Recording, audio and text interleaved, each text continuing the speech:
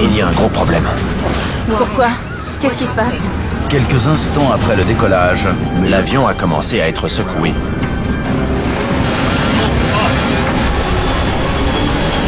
on va s'écraser. Je sais! Le Boeing 737 plonge dans le fleuve glacé.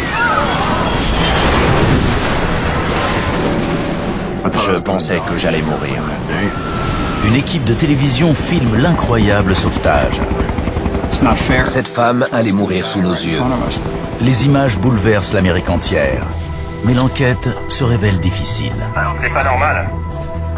L'enregistreur ne dit rien sur les moteurs. Boss, Une nouvelle méthode d'investigation est nécessaire. Enlevez les voix. Et les enquêteurs trouvent une technique ingénieuse pour résoudre le mystère du vol Air Florida 90. J'aurais dû se fier à son instinct.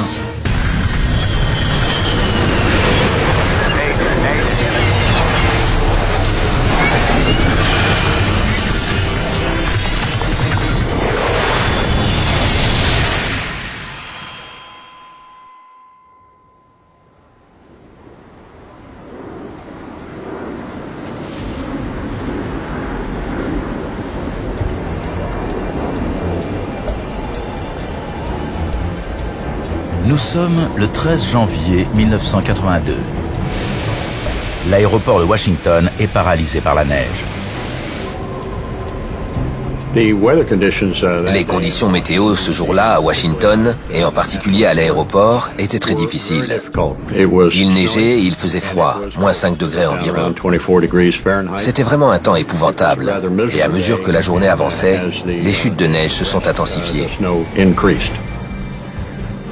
Il est 14h15 et le vol Air Florida 90 aurait déjà dû décoller avec 74 passagers à bord.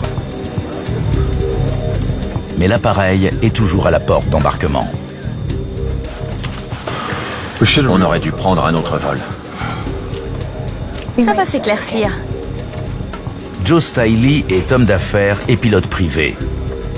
En compagnie de sa secrétaire Nikki Felch, il part en Floride pour un voyage professionnel.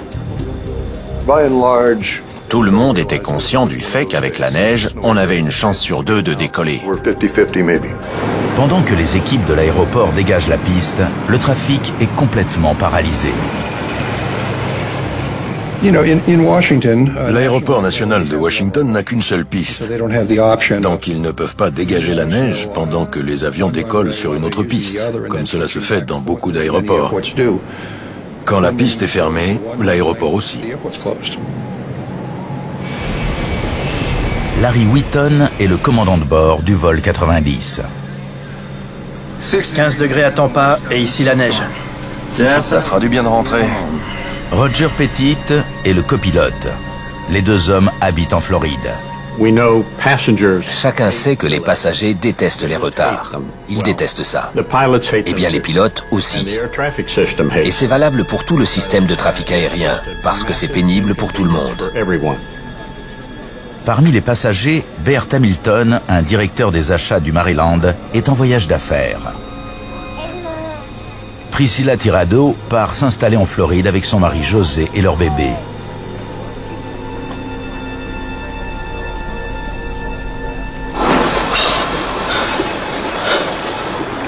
C'est le liquide de dégivrage.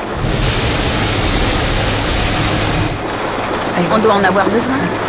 À 14h45, le Boeing est dégivré. Si les ailes restent dégagées, sans neige et sans glace, il devrait pouvoir décoller dès que l'aéroport ouvrira.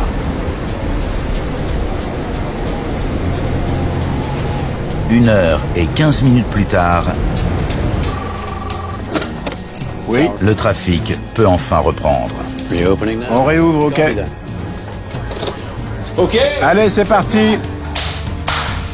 Mais les contrôleurs font face à un casse-tête logistique. Eastern 113, autorisation de roulage. Eastern 113, autorisation de roulage. plus de 20 avions attendent de pouvoir décoller ou atterrir. Beaucoup de gens parlaient en même temps pour demander quand leur tour allait venir. Vol 1625, autorisation de roulage. Vitesse du vent 010. Dans ce genre de situation, il y a beaucoup de tension dans la tour de contrôle. Attendez, vol 804. Il y a 40 ou 50 appareils qui veulent tous décoller en premier. Eastern 1551. Cela augmente la pression sur les équipes au sol et aussi sur la tour de contrôle. Vol 90, vous pouvez vous placer derrière. Le DC-9 de New Yorker. Vol 9-0, derrière le DC-9. Le vol 90 s'apprête à décoller derrière un DC-9 de la compagnie New Yorker. Tandis que le Boeing roule vers la piste de décollage, l'hôtesse Kelly Duncan passe une dernière fois en cabine.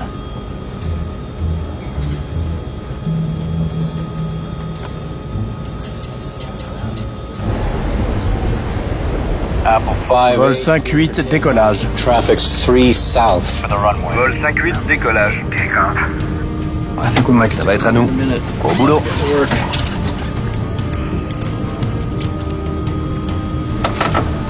Compensateur de stabilisateur à 5.3. Ok, EPR sur 2.04. ok. 5-6, autorisation d'atterrir. Vol 56, autorisation d'atterrir. Vol 90, autorisation de roulage pour décollage immédiat. Vol 9-0. Mesdames et messieurs, nous allons décoller dans quelques instants. On a entendu l'équipage annoncer qu'on allait décoller. Je n'y croyais plus.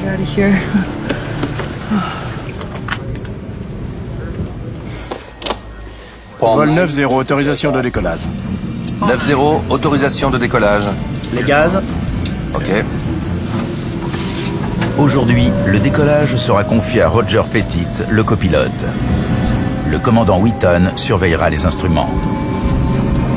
Les moteurs accélèrent vite. Il fait vraiment froid ici.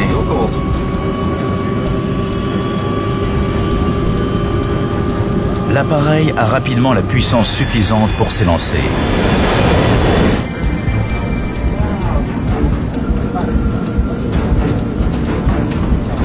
Le Boeing doit atteindre la vitesse minimum de décollage, 349 nœuds. Regarde-moi ça. C'est pas normal. Si. si, regarde, 80. Bon, peut-être que ça va.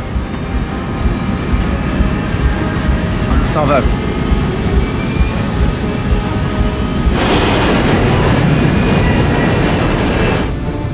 Joe Stiley, qui est pilote et connaît cet aéroport, sent que quelque chose ne va pas. J'étais de plus en plus nerveux.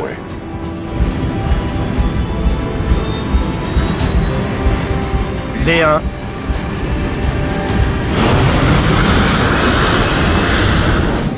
Lorsque l'avion décolle, son mauvais pressentiment s'intensifie.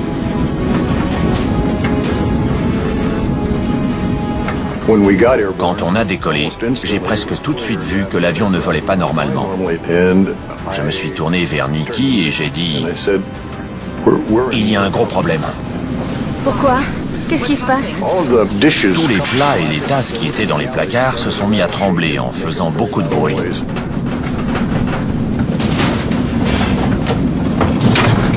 Et l'avion a commencé à être secoué. Le vibreur de manche s'active, prévenant les pilotes que l'avion perd de la portance. Doucement. Le commandant presse le copilote de pousser le manche vers l'avant, afin de regagner de la portance. Pousse, pousse.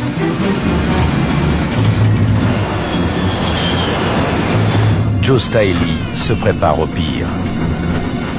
Fais comme moi. J'ai baissé la tête et j'ai vu que les gens autour me regardaient. Et puis quelques-uns ont suivi mon exemple.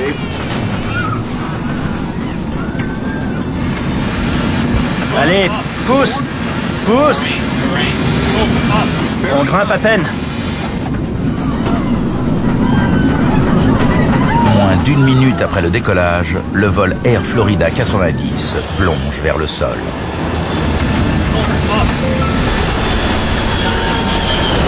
Garde la tête baissée. Les pilotes poussent les moteurs, mais il est trop tard.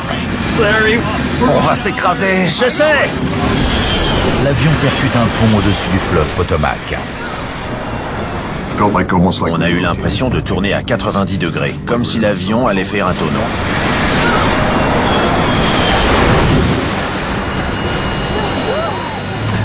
Ensuite, on a percuté l'eau et l'impact a été très fort, beaucoup plus fort que contre le pont. Là, j'ai senti que je perdais connaissance. Je pensais que j'allais mourir.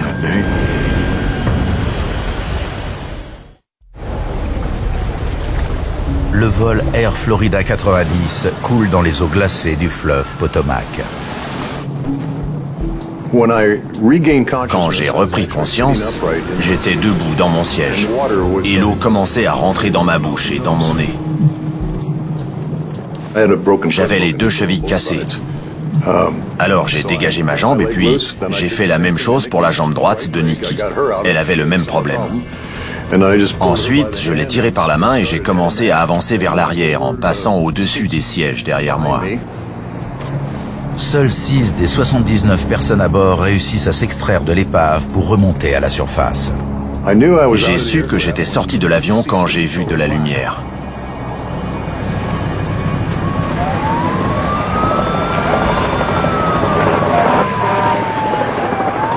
Le Boeing a tout détruit sur son passage. 4 automobilistes pris dans des embouteillages ont été tués dans leur voiture. 4 autres sont gravement blessés. L'avion a balayé le pont de la 14e rue avant de tomber dans l'eau. Personne ne sait ce qu'il est advenu des passagers et de l'équipage. Chester Panzer, reporter caméraman, est rapidement informé de l'accident. Le bureau nous a appelés sur la radio pour dire qu'un avion s'était écrasé. Chester, tu m'entends? Il y a eu un crash à l'aéroport national. J'ai foncé sur l'autoroute. Lorsque le caméraman arrive sur place, les équipes de sauvetage sont déjà en action. Il y a notamment un hélicoptère de la police. On a pris notre matériel dans le coffre. On entendait le bruit de l'hélicoptère au loin. Et on a branché le câble qui allait de la caméra à la console d'enregistrement. Il y avait une lumière clignotante. J'ai commencé à filmer et la première chose que j'ai vue, c'était une personne qu'on chargeait dans une ambulance. C'est Burt Hamilton, le directeur des achats venu du Maryland. Il est le premier survivant à être évacué. Les autres rescapés luttent encore dans le fleuve glacé. L'hôtesse Kelly Duncan tente d'attraper la corde. À côté, avec un gilet de sauvetage, c'est Nikki Felch, la secrétaire de Joe Stiley. Priscilla Tirado a perdu son bébé et son mari a disparu. Elle s'agrippe à Joe Stiley, l'homme d'affaires. Quand je suis remonté à la surface, l'avion avait disparu. Il ne restait que ce petit bout auquel je me tenais. Le dernier rescapé est à peine visible sur l'image. C'est Harland Williams. Il est coincé dans les débris et exhorte les autres à se faire évacuer en premier. Il y avait un monsieur attaché à son siège, juste devant nous. Il ne pouvait pas se dégager parce que des câbles s'étaient enroulés autour de lui. Il était complètement coincé. Je me suis tourné vers Nikki et j'ai dit « Je suis mal en point, je ne peux pas nager, mes jambes ne m'obéissent plus. » Il y avait un gros trou dans la glace et autour, des grandes fissures. C'était comme si on avait jeté une balle de baseball dans une vitre. En levant la tête, j'ai vu qu'il y avait une foule sur le pont et sur la berge qui nous regardait. Et nous, on était en train de mourir de froid. Tous ces gens étaient juste à côté, mais personne ne pouvait rien faire. Le fleuve est en partie gelé et charrie de gros blocs de glace. Il est trop dangereux pour les sauveteurs d'entrer dans l'eau. Chester Panzer continue de filmer tandis qu'un deuxième survivant est évacué. C'est Kelly Duncan, l'hôtesse. Elle se tenait à la corde et l'hélicoptère l'a ramenée.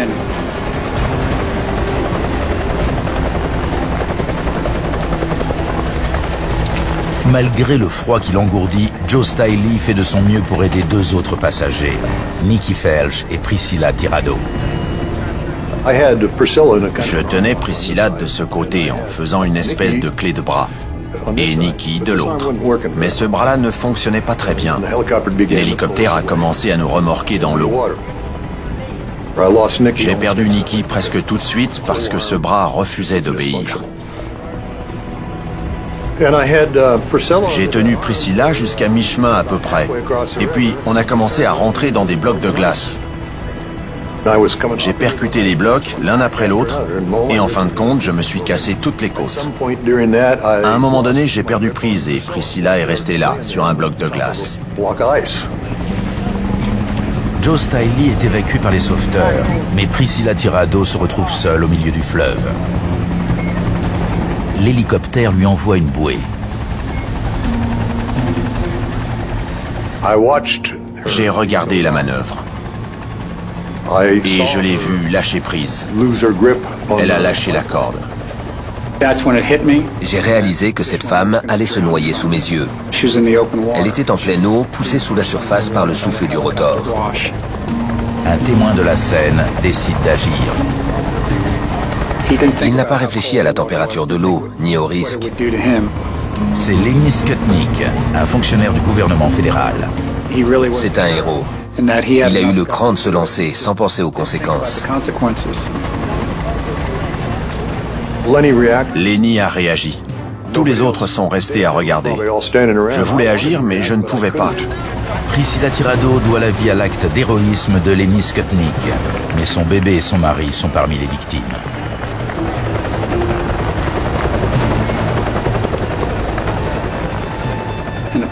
Un sauveteur est sorti de l'hélicoptère pour attraper Nikki Phelps.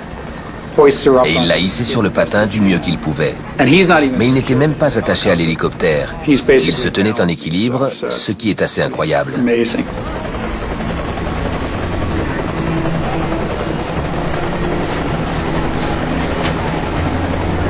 45 minutes sont passées depuis le plongeon du Boeing dans les eaux glacées. Il n'y a plus aucun espoir de retrouver d'autres survivants. Nikki Phelps a été la dernière évacuée. Seules 5 personnes ont survécu au crash. Reculez s'il vous plaît. La presse aussi.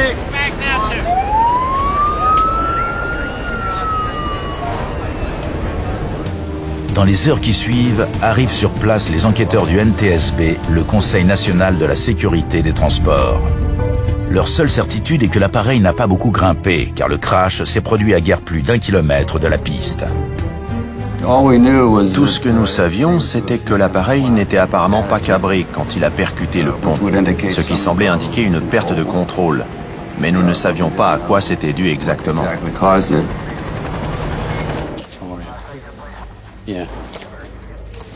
À l'aéroport, les enquêteurs rassemblent le maximum d'informations. C'était une journée difficile. Il neigeait. Notamment sur les conditions météo. L'aéroport a été fermé pendant 1h15, le temps de dégager la piste. Le premier facteur à prendre en compte, c'est le temps qu'il faisait. Les conditions météo sont toujours une des premières préoccupations lorsqu'on cherche la cause d'un accident. Les enquêteurs apprennent que la fermeture de l'aéroport a retardé le vol 90 de plus d'1 heure. Si de la neige et de la glace se sont accumulés sur les ailes pendant ce temps, cela a peut-être empêché l'appareil de grimper. La neige et la glace peuvent perturber l'écoulement de l'air, diminuant ainsi la portance. Le dégivrage de l'appareil est extrêmement important. Même une contamination minime peut affecter la performance des ailes, qu'il s'agisse d'un appareil léger ou d'un appareil lourd.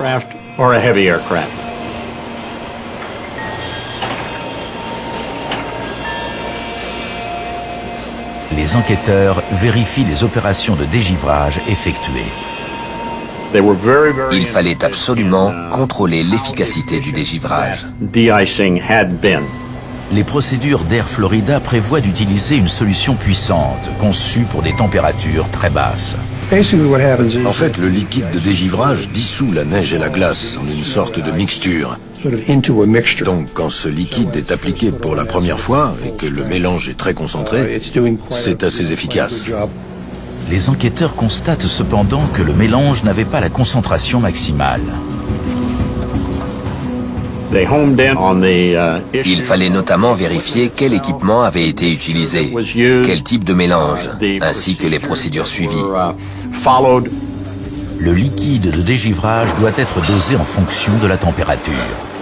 C'est le liquide de dégivrage. Si le mélange n'était pas assez concentré, une couche de glace s'est peut-être reformée sur les ailes.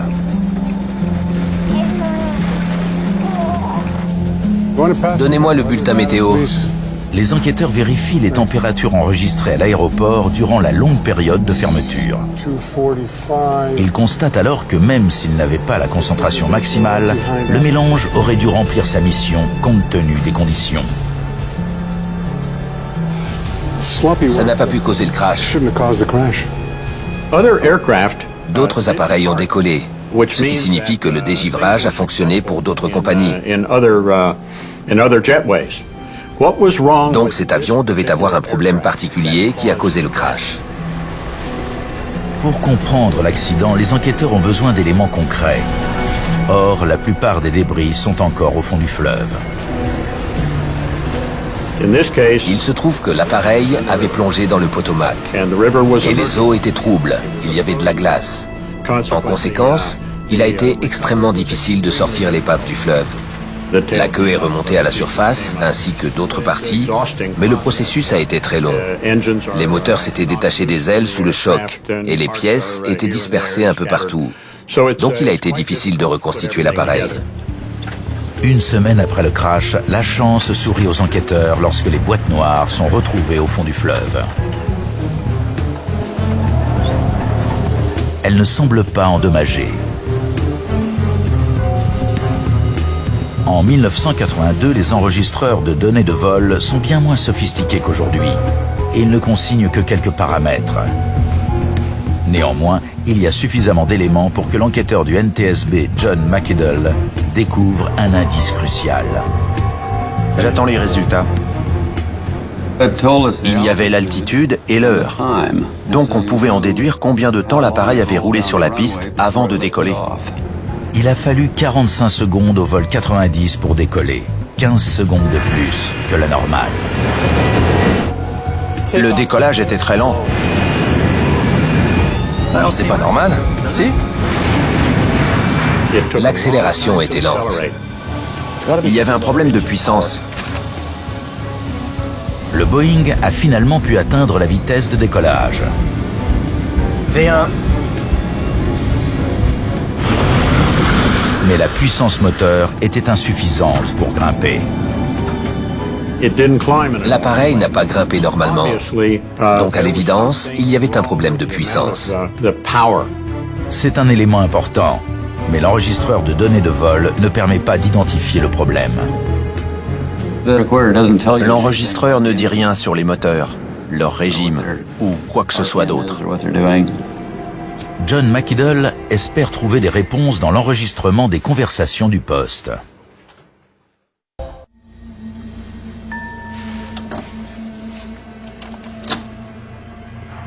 C'est la tempête. J'ai jamais vu autant de neige. Tandis que l'avion roule sur la piste derrière un DC-9, les pilotes discutent des conditions météo. Il faudrait redégivrer. En tout cas, le pare-brise sera bien dégivré. D'après la conversation, de la glace s'était reformée sur les ailes. De toute façon, au bout des ailes, Ça va partir tout seul, tout ça. Les pilotes savent qu'un nouveau dégivrage entraînera un retard supplémentaire. Si l'appareil quitte sa place dans la queue, quand il reviendra, il y aura une longue file d'avions devant lui. C'est l'un des facteurs à prendre en compte pour un commandant de bord, avant de retourner ou non au terminal. J'ai une idée. le commandant Wheaton semble avoir utilisé une stratégie non conventionnelle pour dégivrer l'appareil sans perdre sa place dans la queue. Il place son Boeing dans le sillage des réacteurs du DC-9 devant lui. Ils se sont approchés de l'appareil qui les précédait, un DC-9, en pensant que le souffle des réacteurs allait dégivrer leur appareil. Les réacteurs du DC-9 expulsent à 100 km/h des gaz chauffés à 300 degrés. Tu vois le bout de l'aile de ton côté? Il y a une petite couche. Moi, j'ai une couche d'1 bon centimètre sur toute la longueur.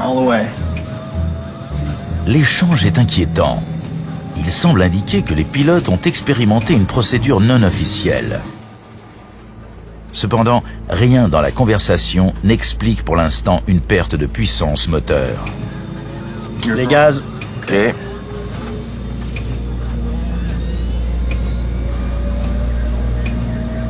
Puis, John McIdle entend quelque chose d'alarmant. Oh, regarde-moi ça. En pleine accélération sur la piste d'envol, le copilote signale un problème. C'est pas normal. Si, regarde, 80. Mais le commandant de bord le persuade que ce n'est rien. Bon, peut-être que ça va. Il a senti que l'accélération était lente. On peut sentir l'accélération dans le dos. Un pilote expérimenté qui a fait ça des milliers de fois peut se rendre compte que l'appareil devrait aller plus vite. C'est une question de sensation. Il y a quelque chose qui cloche. Il aurait dû se fier à son instinct. Repassez-moi ça. Les enquêteurs se demandent si les pilotes ont fait d'autres erreurs. Vol 9-0, autorisation de roulage pour décollage immédiat. Ça va être à nous. Au boulot. La puissance moteur, soit la poussée nécessaire au décollage, est différente pour chaque vol. Elle doit prendre en compte le poids de l'appareil, la longueur de la piste et les conditions météo.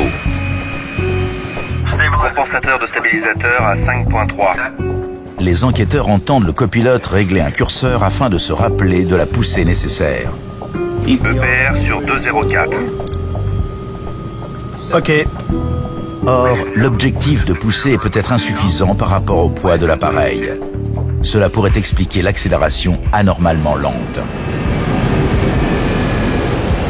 ainsi que le manque de puissance pour grimper.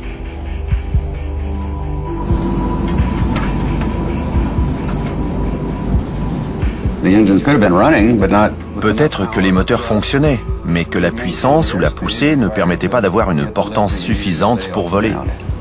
Le poids de l'appareil a été noté avant le vol. Les enquêteurs se basent sur ce chiffre pour calculer la poussée nécessaire à un décollage en toute sécurité. Tout est OK. Il n'était pas surchargé. Venez, j'ai une idée. L'enregistreur de données ne fournissant que peu d'éléments, John McIdle décide de recourir à une méthode innovante pour étudier la poussée des moteurs. Je ne crois pas que cette méthode ait été utilisée pour n'importe quel autre accident. L'enquêteur espère pouvoir déterminer la puissance fournie par les moteurs en analysant leur son. Les turbines des réacteurs font en effet des bruits différents en fonction de leur vitesse de rotation. Lorsque le moteur a besoin de plus de puissance, la turbine tourne plus vite et la fréquence du son change.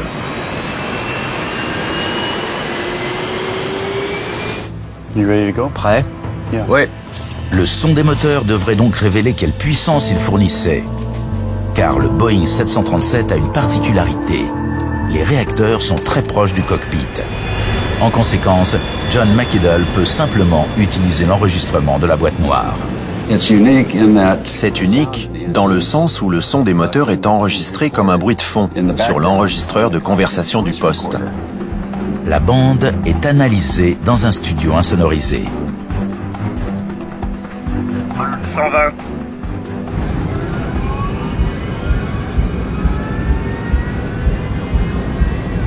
V1.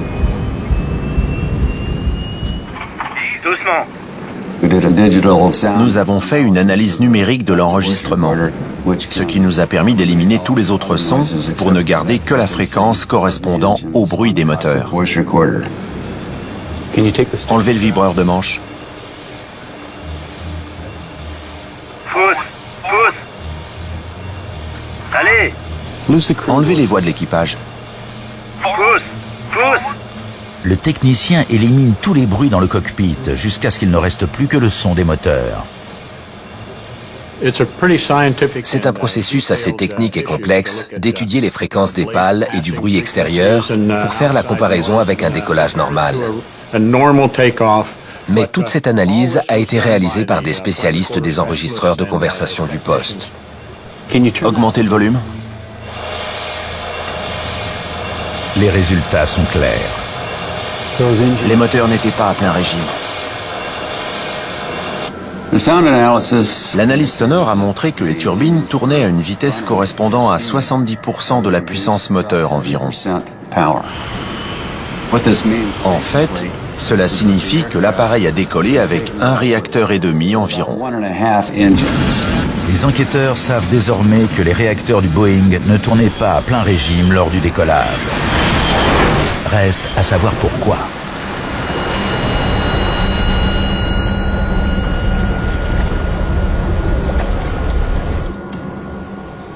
Parmi les débris, une pièce va fournir l'élément clé. C'est l'indicateur EPR, acronyme anglais signifiant rapport de pression du moteur.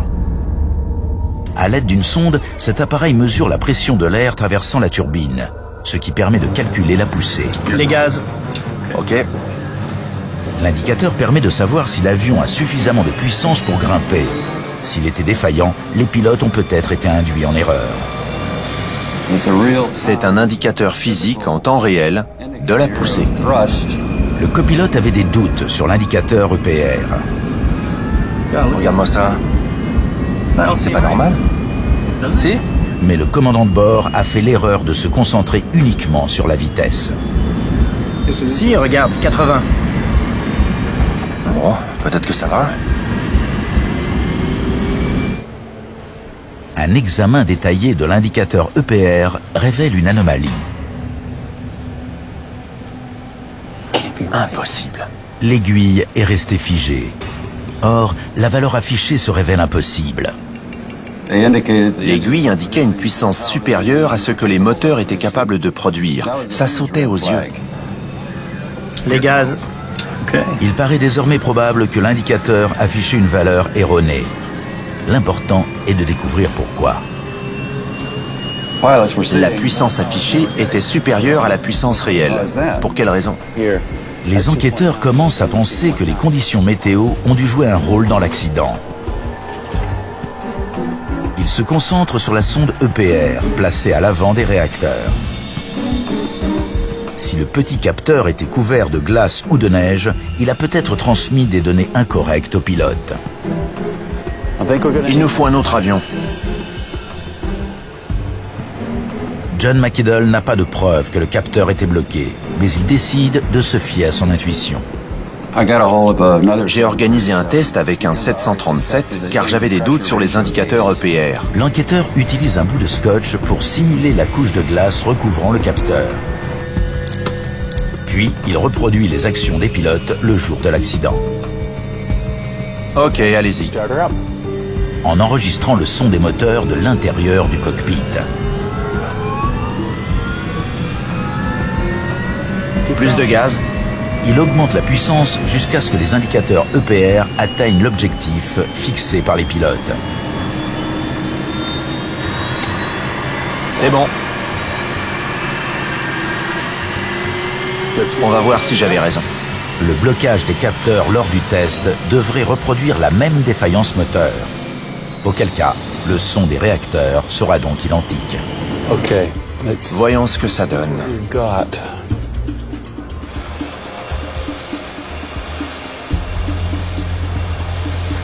John McIdle compare le son du test avec la bande de l'enregistreur de conversation. C'est exactement ça. J'en ai conclu que les capteurs des 2 réacteurs étaient bloqués par quelque chose, probablement de la glace. Donc les indicateurs affichaient effectivement la puissance nécessaire, mais cette information était fausse. Les enquêteurs en sont désormais certains. Si les pilotes n'ont pas suffisamment augmenté la puissance moteur, c'est à cause des capteurs recouverts de glace. Lorsqu'ils réalisent leur erreur, il est déjà trop tard.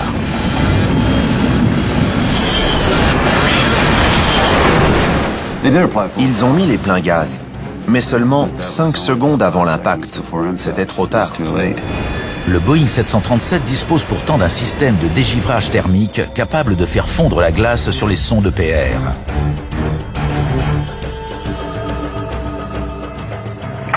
Compensateur de stabilisateur à 5.3. Ok. EPR sur 204. Ok.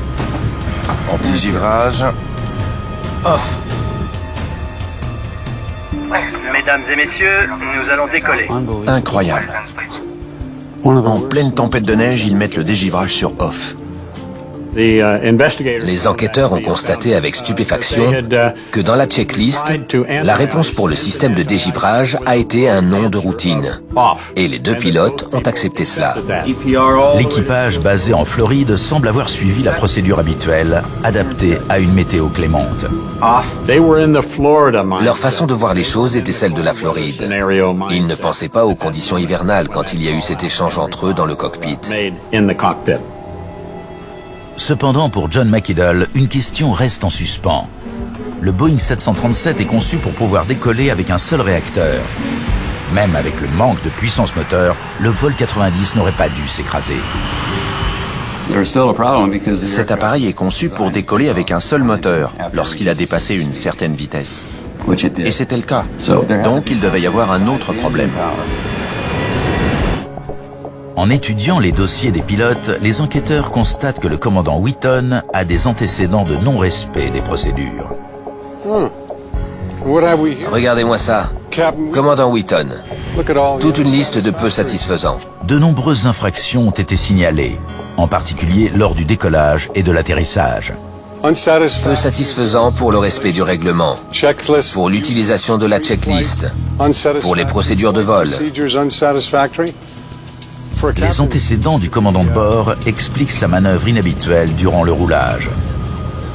En réalité, quand le DC-9 a soufflé de l'air chaud sur l'avant des ailes, la glace et la neige ont fondu et ont été repoussées vers l'arrière. Mais ensuite, cette eau a regelé et s'est retransformée en glace. Tu vois le bout de l'aile de ton côté? Il y a une petite couche. Moi, j'ai une couche d'1 bon centimètre sur toute la longueur. En conséquence, c'était plutôt néfaste pour l'appareil. Selon les enquêteurs, la glace sur les ailes n'aurait que légèrement affecté les performances de l'appareil. Mais si l'on ajoute à cela le manque de puissance moteur, la portance devenait insuffisante pour grimper. La seule question restante est de savoir pourquoi l'équipage a pris un tel risque. Il faudrait redégivrer. En tout cas, le pare-brise sera bien dégivré. Les enquêteurs pensent que les pilotes ont sous-estimé les risques par manque d'expérience. Ils étaient basés en Floride. Aucun des 2 n'avait l'habitude de voler dans des conditions hivernales. De toute façon, au bout des ailes, ça va partir tout seul, tout ça. Je crois que le commandant avait 8 décollages à son actif dans ce type de conditions. Et le copilote, qui devait se charger du décollage ce jour-là, en avait 2. Donc, pour ce qui est de la capacité de l'équipage à comprendre toutes les ramifications des conditions environnementales, on peut dire qu'il était littéralement incompétent. Dans la violente tempête de neige, les erreurs de jugement et le manque d'expérience de l'équipage sont une combinaison fatale. Le commandant savait que les conditions étaient mauvaises à Washington. Il voulait partir. V1.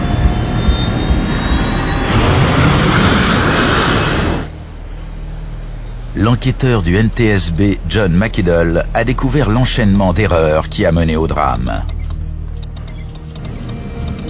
Les gaz. Ok.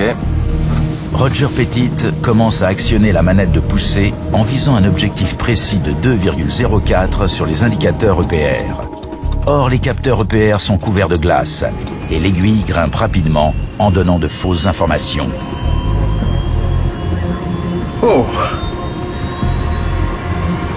Les pilotes de Air Florida n'ont pas l'habitude des conditions hivernales. Il fait vraiment froid ici. Et ils attribuent le comportement des moteurs au froid. On entend le copilote s'inquiéter. Regarde-moi ça. C'est pas normal. Si? Mais le commandant de bord ne réagit pas. Si, regarde, 80. Le commandant aurait dû annuler le décollage pour essayer de résoudre ce problème de moteur. V1.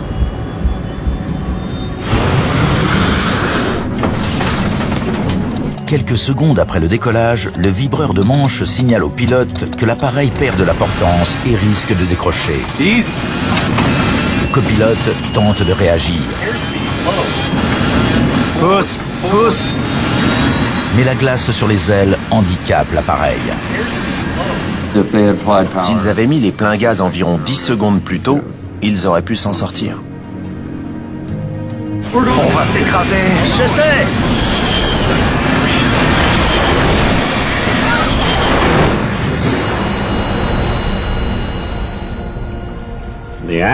L'accident a été causé par une série d'erreurs, des mauvaises décisions prises par cet équipage particulier. J'ai compris très vite que les pilotes ne faisaient pas bien leur boulot avant même d'arriver au bout de la piste. Je me suis dit, c'est dommage parce qu'on va tous mourir. Et c'est ce qui s'est passé pour la plupart d'entre nous.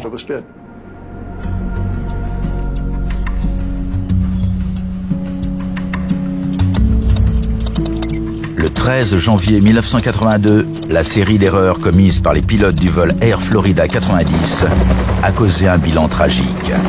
78 victimes, 5 survivants et un héros.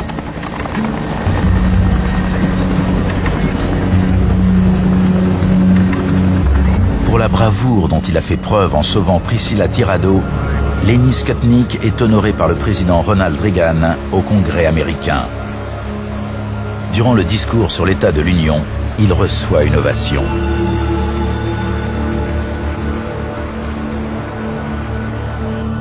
En l'honneur du passager décédé durant le sauvetage, le pont de la 14e rue de Washington est renommé pont Harland Williams Jr. La catastrophe du vol Air Florida 90 a marqué un tournant dans les procédures de sécurité hivernale. Les pilotes du monde entier ont appris énormément de choses de cet accident. Depuis l'accident du vol Air Florida, plus personne ne décolle s'il y a contamination des ailes. C'est presque inconcevable. À la suite de ce drame, les aéroports des régions froides ont amélioré leurs procédures de dégivrage de façon à ce que ces opérations soient effectuées juste avant le décollage. De puissantes machines dégagent aussi les pistes plus rapidement, évitant ainsi de longs retards après de fortes chutes de neige.